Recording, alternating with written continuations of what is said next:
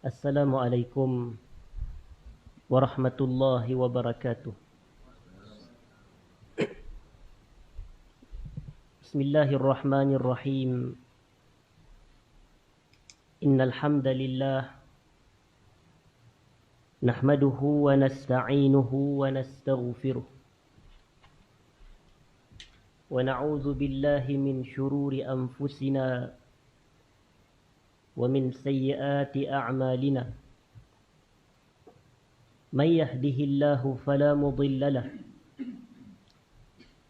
wa man yudlil fala hadiya lahu. Ashhadu an la ilaha illallah wahdahu la sharika lahu wa ashhadu anna sayyidana Muhammadan abduhu wa rasuluh. Allahumma salli wa sallim وبارك على حبيبنا وسيدنا محمد وعلى آله وأصحابه أجمعين أما بعد. Yang saya hormati seluruh jawatan kuasa pengurusan surau, ashabul fadilah, para imam, para muazzin, seterusnya hadirin dan hadirat sidang jemaah yang dirahmati Allah sekalian. Pertamanya, alhamdulillah, kita rafakkan syukur kepada Allah Subhanahu wa ta'ala kerana pada malam ini kita dapat bersama sekali lagi meneruskan majlis pengajian bulanan kita menggunakan Kitabul Kabair yang membicarakan berkenaan dengan dosa-dosa besar yang ditulis oleh Al-Imamul Hafiz Abu Abdillah Az-Zahabi rahimahullah.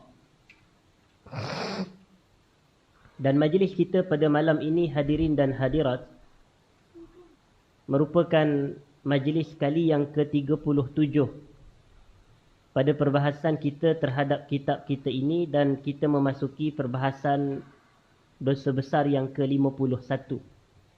Dosa besar yang ke-51 pada muka surat yang ke-144. Muka surat 144. Dan sebelum kita meneruskan dan memulakan perbahasan kita pada malam ni, hadirin sidang jemaah, oleh kerana pada malam ni juga merupakan malam nisfu Sya'ban, malam hari yang ke-15 daripada bulan Sya'ban, maka suka untuk saya menjelaskan serba sedikit terlebih dahulu perbahasan yang berkaitan dengan malam nisfu Sya'ban. Para ulama kita, hadirin dan hadirat, mereka sebenarnya terbahagi kepada dua pandangan dan pendapat berkenaan dengan malam nisfu Sya'ban. Iaitu kumpulan yang pertama, mereka mengatakan bahawasanya pada malam nisfu Sya'ban itu mempunyai kelebihan-kelebihan yang khusus, kelebihan-kelebihan yang tertentu. Manakala pendapat ulama-ulama yang kedua pula, mereka mengatakan bahawasanya seluruh hadis yang menceritakan berkenaan dengan kelebihan malam nisfu Sya'ban adalah tidak kuat. Dalam erti kata, hadis-hadis tersebut adalah tidak sahih. Kebanyakannya palsu dan kebanyakannya dhaif, jadi tidak kuat untuk dijadikan sebagai sandaran. Jadi kalaulah mereka kata semua hadis yang berkait dengan fadilat malam nisfu Sya'ban itu tidak kuat, maka menurut pandangan mereka itu bahawasanya malam nisfu Sya'ban tidak ada sebarang fadilat yang khusus. Sama sahaja seperti malam yang ke-14, malam yang ke-13, malam yang ke-12.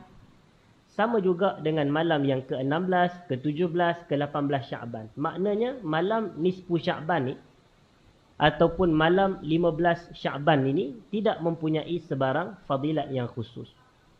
Jadi ini pendapat para ulama yang kedua. Pendapat para ulama yang kedua. Jadi di atas perbezaan inilah yang berlaku perselisihan pendapat dalam kalangan umat Islam. Kerana ada dua pandangan yang berbeza. Dan kenapa boleh muncul dan terzahirnya dua pandangan yang berbeza ni? Sebabnya perbezaan mereka dalam mereka berinteraksi dengan dalil-dalil yang disebutkan tadi. Macam contoh, ada hadis yang menceritakan berkenaan dengan anjuran untuk melakukan qiyam pada malam nisfu Sya'ban, manakala anjuran untuk melakukan puasa pada hari nisfu Sya'ban. Maknanya esoklah 15 Sya'ban dianjurkan untuk berpuasa.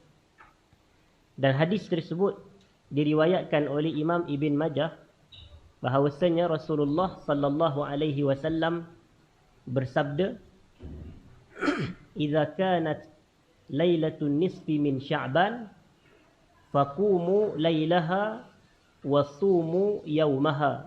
Yang membawa maksud, apabila datangnya malam nisfu Sya'ban, kata Nabi, maka hendaklah kamu melakukan qiyam pada malam hari tersebut dan hendaklah kamu melakukan siyam pada keesokan harinya. Maknanya pada malam nisfu Sya'ban ada anjuran untuk qiyamul lail, menghidupkan malam dengan ibadat. Manakala pada siang hari nisfu Sya'ban dianjurkan untuk melakukan puasa sunat. Puasa sunat. Cuma atas mereka mendengar hadis ni, membaca hadis tersebut, maka kerana itulah mereka mengatakan malam nisfu Sya'ban ada fadilat.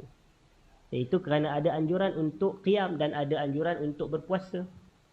Tetapi para ulama yang lain pula, mereka mengatakan bahawasanya hadis tersebut kena cek hadis sahih ke tidak. Kerana kalau kita nak mengkhususkan satu-satu malam dengan ibadah yang tertentu, ia berhajat kepada dalil. Ibadah ni dia bukan konsep boleh kita reka, boleh kita buat sesuka hati kita je. Itu bukan. Kalau kita boleh reka ibadah, maknanya Islam tu agama kita. Tapi Islam bukan agama hak milik kita. Kita ni penganut Islam betul. Tapi agama Islam hak milik siapa dia? Dia hak milik Allah. Dia bukan hak milik kita. Inna dina inda apa? Inna dina indallahil Islam. Bukan di sisi kita tu. Agama ni milik Allah. Memang kita menganut agama Islam. Tapi kita bukan pemilik syariat. Jadi kalau kita boleh reka ibadah sesuka hati sahaja, maknanya seolah-olah kita anggap syariat tu milik kita, di tangan kita. Tak betul. Tapi syariat dan ibadah ni dimilik Allah. Di tangan Allah. Jadi oleh kerana itu kita mengatakan bahawasanya Allah yang berkuasa besar untuk menentu dan menetapkan ibadah-ibadah yang tertentu. Dan Allah ni pula konsepnya, Allah mengutuskan Rasul untuk menyampaikan syariatnya. Dan Rasul itulah yang terakhirnya adalah Nabi kita sallallahu alaihi wasallam. Jadi mesti kena ada sandaran. Dia mesti kena ada hujah. Jadi kalau nak menetapkan fadilat, maka sebab itulah berlaku perbezaan pendapat. Maknanya ulama-ulama yang pertama mereka kata ada fadilat. Dan ulama yang kedua kata mereka kata tidak ada fadilat. Kerana apa? Kerana perbezaan mereka terhadap penilaian hadis. Itu sahaja. Kalau yang kawan tu dia kata hadis tu sahih, maka dia kata adalah fadilat. Yang kawan ni pula dia kata hadis tu tak sahih, hadis palsu pula, maka tidak adalah fadilat pada malam nisfu Sya'ban. Cuma dari sudut pengamalan, maka kita katakan kalau yang khusus, pengamalan yang khusus, yang ni dia berhajat kepada sandaran dalil. Contoh saya nak bagi. Kalau ada orang dia mengkhususkan malam nisfu Sya'ban, dia salat sunat sebanyak 100 rakaat. Malam tadi dia tak buat macam tu, tapi malam ni dia buat. Maknanya bila malam tadi tak buat, malam ni dia buat. Maknanya apa? Dia mengkhususkan malam nisfu Sya'ban tu dengan pelaksanaan ibadah salat sunat sebanyak 100 rakaat. Contoh. Ibadah salat sunat sebanyak 100 rakaat pada malam nisfu Sya'ban. Jadi kalau kita ni nak semata beribadah salat tahajud, yang ni tak ada masalah. Kerana yang tu memang ada dalil yang umum. Tiap-tiap malam pun kita disuruh semayang tahajud. Tapi dia ni malam tadi dia tak buat salat sunat 100 rakaat. Tapi malam nisfu Sya'ban dia buat. Maknanya dia khususkan malam nisfu Sya'ban dengan salat sunat sebanyak 100 rakaat. Maka perbuatan ni dia berhajat kepada apa? Kepada dalil. Maknanya kalau awak nak buat ibadat ni sebanyak 100 rakaat dan awak khususkan ia pada malam nisfu Sya'ban sahaja. Apa sandarannya? Apa dalilnya yang buat sebanyak 100 rakaat? Maka di sinilah yang menjadi satu kritikan oleh Al-Imam Nawawi rahimahullah, bahawasanya Imam Nawawi kata amalan salat pada malam nisfu Sya'ban sebanyak 100 rakaat adalah perbuatan bid'ah yang mungkar lagi keji, kata Imam Nawawi. Ni siapa dia kata ni? Bukan Ustaz Fahmi, tuan-tuan. Yang kata ni adalah Al-Imam Nawawi.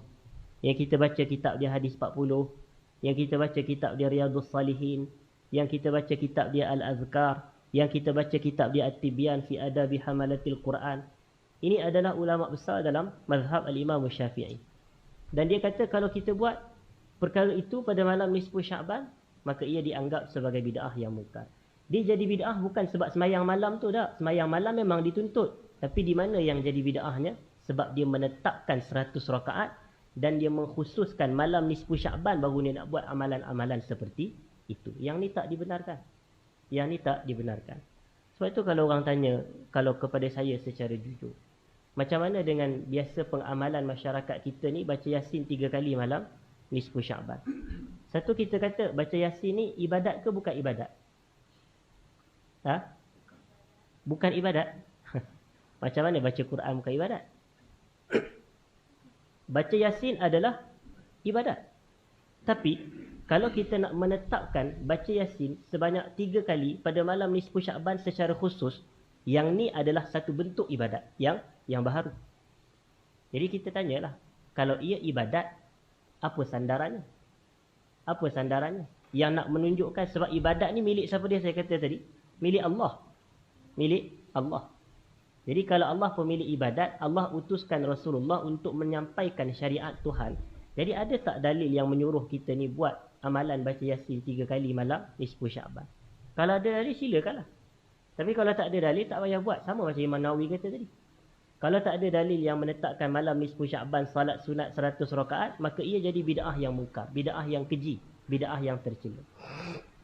Dan sebenarnya Imam Nawawi juga berkenaan dengan malam nisfu Sya'ban, ada 2 benda yang dia kata bid'ah yang mungkar. Yang pertama bab semayang tadi tu, semayang 100 rakaat.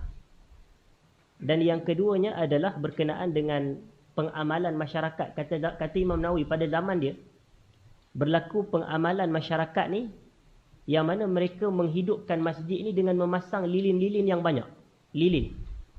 Jadi malam tu seolah diraikan, malam nisfu Sya'ban tu seolah dipasang lilin penuh dengan masjid. Maka Imam Nawawi kata ini adalah termasuk bid'ah yang mungkar, kata Imam Nawawi. Benda ni termasuk dalam bid'ah yang mungkar. Kedua-dua kenyataan Imam Nawawi disebut dalam kitabnya Al-Majmu' Syarah Al-Muhadzab. Al-Majmu' Syarah Al-Muhadzab. Jadi ketika itu sebab apa dia kata bid'ah? Bid'ah. Dia kata kerana kalau kita duk pasang-pasang lilin di malam-malam dalam masjid apa semua ni, dia menyerupai golongan Majusi. Yang mana Majusi ni adalah penyembah api. Penyembah api. Jadi oleh kerana itu dia nampak macam ada tasyabuh, ada penyerupaan, ada penyamaan dengan golongan Yahudi yang membesar dan mengagungkan api. Tiba kita pula pada malam nisfu Sya'ban duk menyalakan api-api lilin. Maka disebabkan itu Imam Nawawi menghukum ia sebagai bid'ah yang mungkar. Jadi di sini hadirin dan hadirat, maka saya nak bagi satu kefahaman bahawasanya memang berlaku perbezaan pendapat para ulama dalam isu-isu seperti ini. Jadi kita ni, kalau kita nak beribadah, contohnya pada malam nisfu Sya'ban seperti ini, maka ibadat dia adalah ibadah-ibadah yang umum berdasarkan dalil-dalil yang umum. Contoh, itu sahaja. Ibadah yang umum berdasarkan dalil-dalil yang umum. Contoh, kalau orang malam ni dia nak salat malam, silakan salat malam pada malam ni. Kerana salat malam memang dituntut. Salat malam tu maknanya adalah salat tahajud. Salat tahajud memang dituntut untuk dilakukan pada setiap malam dan termasuklah untuk dilakukan pada malam nisfu Sya'ban. Begitu juga kalau ada orang dia nak berdoa kepada Allah pada waktu malam ni, silakan doa kepada Allah sebanyaknya. Lebih utama doa minta ampun kepada Allah Subhanahu Wa Taala. Kenapa? Kerana doa memang dituntut pada setiap malam. Dia tak disyaratkan doa ni pada malam ni sahaja, malam esok tak payah doa. Tak. Tiap-tiap malam kita dituntut untuk untuk berdoa.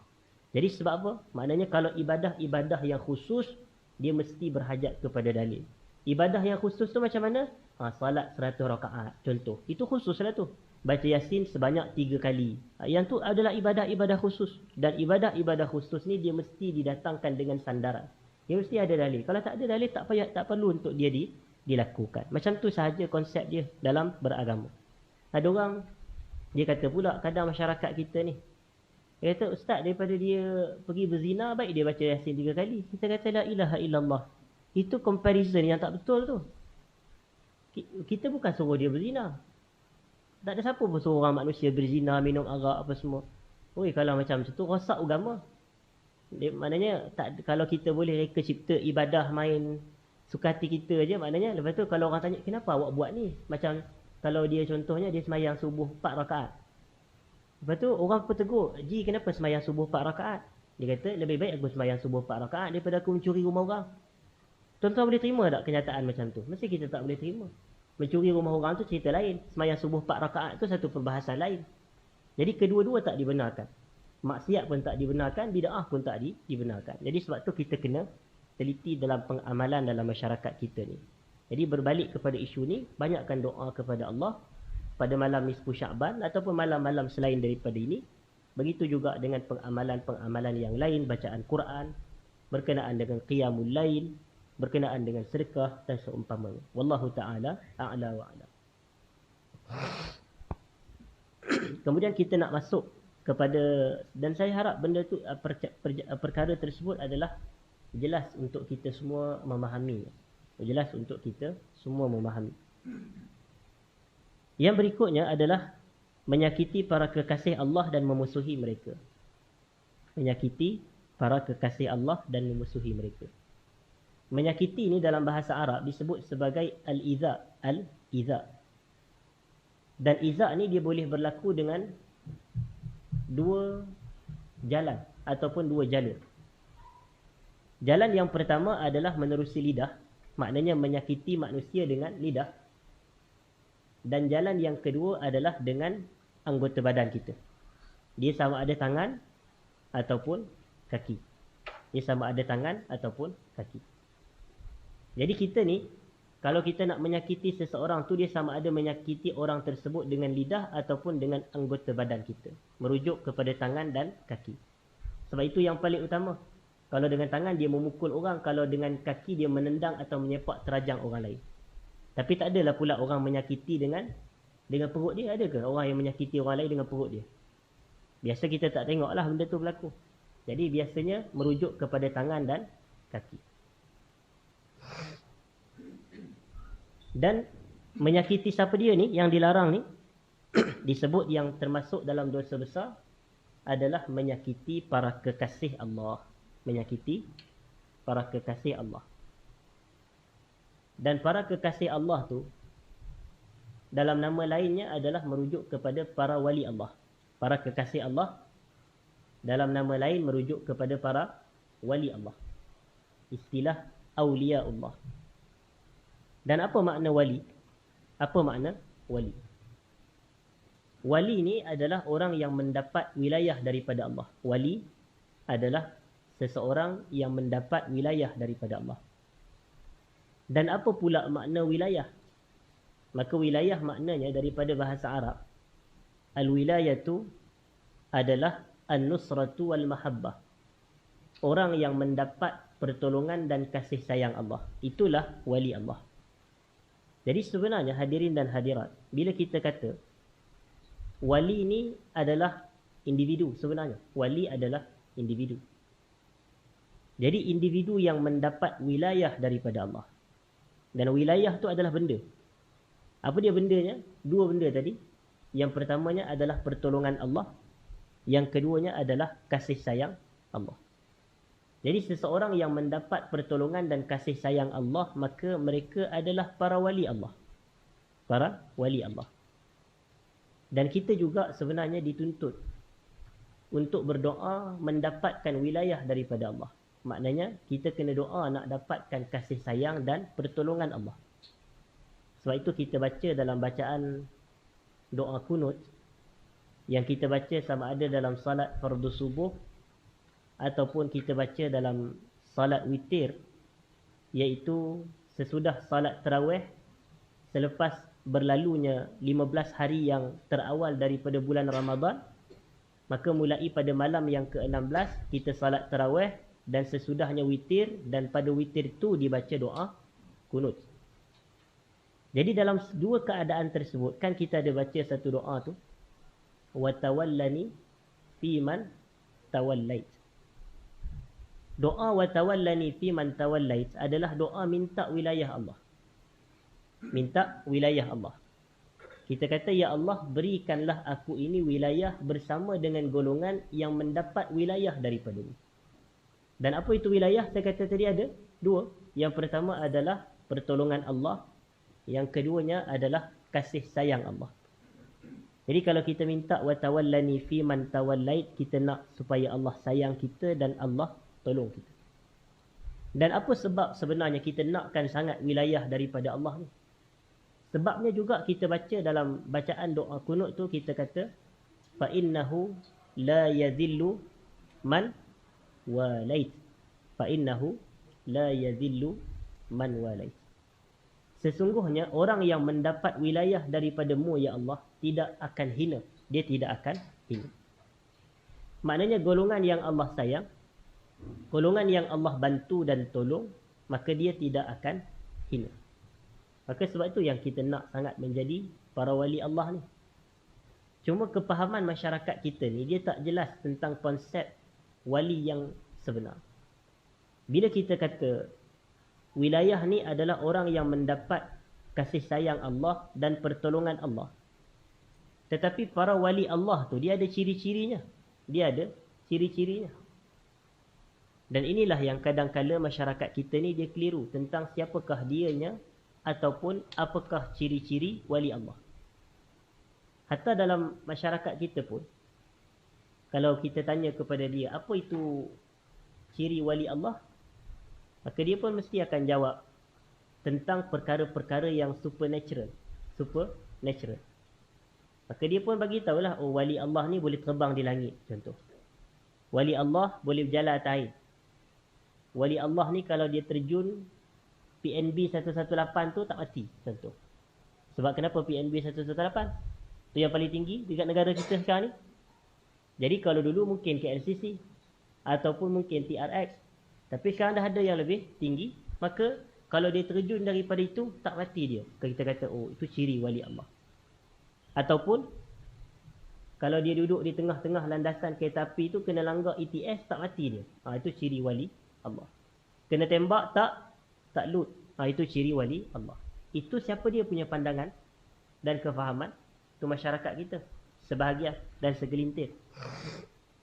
Kerana pada pandang mereka, wali Allah ni adalah orang yang mempunyai kuasa-kuasa superpower dan supernatural seperti itu.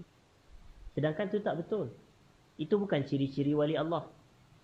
Yang ni yang kita kena perhalusi balik. Kita kena tengok apa yang dikatakan oleh Al-Imam Syafi'i rahimahullahu ta'ala.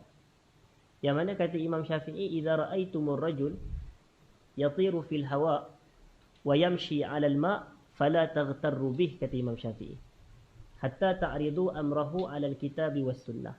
Sehinggalah kamu bentangkan urusan dia ini, ataupun saya terjemah daripada awal, apabila kamu melihat seorang lelaki itu, kata Imam Syafi'i, dia terbang di langit, dia berjalan di atas air, maka jangan kamu tertipu dengan dia. Jangan tertipu. Imam Syafi'i kata jangan apa? Jangan tertipu. Bukan Imam Syafi'i kata ikutlah dia kerana dia wali Allah. Ikutlah dia, dialah guru yang mursyid. Ikutlah dia, dialah murabbi yang sebenar. Ikutlah dia, dialah ulama yang hakiki, yang sejati. Tak, Imam Syafi'i tak kata macam tu. Tapi Imam Syafi'i kata apa? Fala taghtarru bih, jangan tertipu dengan dia. Hatta ta'ridu amrahu 'alal kitabi was sunnah, sehingga kamu bentangkan urusan dia itu mengikut kepada dua neraca, pertama Quran, kedua sunnah. Maknanya apa? Maknanya kalau ada seorang ustaz, dia bercakap menyelisihi Al-Quran dan sunnah, maka kata-kata dia itu kita tak terima, kita tolak walaupun dia boleh terbang di langit. Dan kalau ada seorang ustaz, dia bercakap menepati Al-Quran dan Sunnah, maka kata-kata dia itu kita terima walaupun dia tak boleh berjalan di atas air. Kenapa?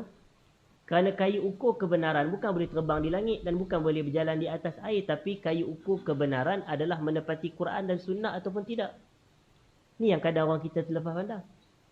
Dia suka tengok, oh ustaz ni ada power itu, power ni, karamah tu. Bukan, itu bukan dia. Agama ni dinilai kayu ukurnya adalah Quran dan Sunnah Nabi sallallahu alaihi wasallam. Jadi berbalik kepada perbahasan kita, apakah ciri wali Allah? Maka ada dua ciri. Allah mengatakan dalam Quran, ala inna awliya Allahi la khawfun alaihim wa lahum yahzanun. Ketahuilah bahawasanya para wali Allah tu tidak ada rasa takut dalam diri mereka itu terhadap musuh mereka. Dan mereka juga tak berduka cita atas setiap yang menimpa mereka daripada keburukan dan seumpamanya. Lalu Allah mengatakan, allazina amanu wa kanu yattaqun. Allazina amanu wa kanu yattaqun. Para wali Allah adalah orang yang beriman, satu. Yang keduanya, mereka bertakwa kepada Allah. Jadi siapa sahaja yang beriman dan membuktikan keimanannya dengan ketakwaan kepada Allah, maka dia adalah wali Allah. Itu sahaja. Dia tak ada pergi ke benda pelik-pelik ke, mistik ke, superpower ke, supernatural. Tidak. Siapa sahaja yang beriman dan bertakwa kepada Allah, maka dia merupakan wali Allah. Dia merupakan wali Allah. Orang yang mendapat kasih sayang, pertolongan dan bantuan daripada Tuhan Subhanahu wa ta'ala. Dan iman tu kita tahu, iman tu adalah percaya dan yakin. Percaya dan yakin. Jadi kalau kita ni percaya dan yakin kepada Allah, kita mesti membuktikan kepercayaan dan keyakinan kita kepada Allah tu dengan melakukan amalan soleh. Dan amalan soleh ni pula dia terpecah kepada dua sudut, iaitu buat apa yang Allah suruh, tinggal apa yang Allah larang. Dan buat apa yang Allah suruh, tinggal apa yang Allah larang, itulah nama lain bagi takwa yang kita duk dengar dalam khutbah Jumaat tu. Takwa dalam erti kata buat segala perintah Allah, tinggal segala larangan Allah. Jadi keyakinan dan kepercayaan kita kepada Allah tu membawa kepada takwa, iaitu buat apa yang Allah suruh, tinggal segala apa yang Allah larang. Jadi itulah ciri-ciri wali Allah. Beriman, bertakwa. Beriman, bertakwa. Dan kita tengok ada sebuah hadis kursi yang membenarkan apa yang saya sebutkan. Bahawasanya Allah mengatakan dalam hadis tersebut, man ada li waliyan faqad azantuhu bil harb. Sesiapa yang memusuhi dan menyakiti waliku, maka sesungguhnya aku telah mengisytiharkan perang buat dirinya. Dan dalamnya ada tak? Oh, ada. Hadis tersebut muka surat 145 tersebut. Man ada li waliyan faqad azantuhu bil harb. Tapi hadis ni panjang, ada sambungan dia. Kemudian Allah Subhanahu wa taala mengatakan, ma taqarraba ilayya 'abdi bi syai'in ahabba ilayya mimma aftaradtuhu alayh. Wa la yazalu 'abdi yataqarrabu ilayya bin nawafil hatta uhibbahu. Fa idza ahbabtuhu kuntu sam'ahu alladhi yasma'u bih wa basarahu alladhi yubsiru bih wa yadahu allati yabtishu biha wa rijlahu allati yamshi biha. فَإِذَا سَأَلَنِي لَأُعْطِيَنَّهُ وَإِذَا اسْتَعَاذَنِي لَأُعِيذَنَّهُ. Kata Allah dalam hadis tersebut secara keseluruhan. Apa maknanya? Allah kata, sesiapa yang menyakiti waliku, man ada li waliyan, siapa yang menyakiti waliku, faqad azantuhu bil harb. Aku isytihar, aku bagi tahu perang terhadap diri dia. Kalimah azantuhu bil harb ni maknanya aku isytihar perang. Kan kita biasa dengar kalimah dan laungan azan. Apa makna azan? Azan adalah pemberitahuan, pengisytiharan. Itu makna azan. Pengisytiharan, pemberitahuan bahawasanya telah masuk waktu apa? Waktu solat. Itulah definisi azan. Jadi bila Allah kata faqad azantuhu bil harb, aku isytihar perang, aku bagi tahu tentang dia, aku memerangi dia. Dan bila Allah sebut ciri wali ni, ataupun tiba-tiba Allah sebut tentang wali, Allah pun dia bagi tahu, ma taqarraba ilayya 'abdi bi syai'in ahabba ilayya mimma aftaradtuhu alaih. Kalau nak sembang kat luar pun boleh. Kalau nak sembang di luar pun boleh. Pintu ada 2. Boleh keluar. Saya hanya bercakap pada orang yang nak dengar. Orang yang nak bersembang, masa saya bercakap, silakan keluar dengan segala hormat. Baik. Jadi apabila Allah sebut, hadirin sidang jemaah, bahawasanya ciri wali Allah ni adalah setiap hamba-Ku yang mendekatkan dirinya kepadaku, tidaklah aku lebih suka berbanding dia dekatkan dirinya kepadaku dengan ibadah-ibadah fardu, kata Allah. Ibadah-ibadah fardu. Jadi antara banyak ibadat ni, yang Allah paling suka kita buat adalah ibadat fardu. Contoh, salat 5 waktu sehari semalam. Contoh, puasa fardu Ramadan. Contoh, haji. Contoh, zakat yang wajib. Yang ni paling Allah suka. Kemudian Allah sebut lagi, dia kata wala yazalu 'abdi yataqarrabu ilayya bin nawafil hatta uhibbah. Dan sentiasalah hamba-Ku itu mendekatkan dirinya kepadaku dengan ibadah-ibadah sunat sehingga aku sayang pada dia. Sehingga aku sayang kepada dia. Jadi di sini nak bagi satu isyarat kepada kita. Kalau nak dapat kasih sayang Allah dan nak Allah bantu kita, tolong kita dan permudahkan segala urusan kita, pertama, kena sentiasa jaga salat fardu ataupun ibadah fardu. Jaga ibadah fardu. Salat yang 5 waktu, puasa Ramadan, haji, zakat yang wajib. Ni kena jaga sungguh. Dan yang keduanya adalah dengan kita memperbanyakkan ibadah-ibadah sunat. Ibadah sunat. Seperti ibadah sunat apa dia? Salat sunat, puasa sunat, sedekah sunat. Yang tu. Yang ni semua adalah ibadah-ibadah sunat. Lalu Allah bagi tahu lagi. Allah kata, kalau aku dah sayang kepada seseorang hamba-Ku ini, maka Allah akan bimbing dan pandu dan memberikan ketepatan kepada 4 anggota kita. Yang pertamanya kepada pendengaran kita, keduanya pada penglihatan kita, ketiganya pada tangan kita dan keempatnya pada kaki kita. Maknanya Allah pandu, Allah bimbing. Allah bagi tunjuk arah. Allah bagi ketepatan supaya mata kita sentiasa melihat ke arah ketaatan, bukan kemaksiatan. Supaya telinga kita sentiasa mendengar kepada ketaatan dan bukan kemaksiatan. Supaya tangan dan kaki kita sentiasa melakukan dan melangkah ke arah ketaatan dan kebaikan, bukan kepada kemaksiatan dan kejahatan. Nampak? Sebab apa?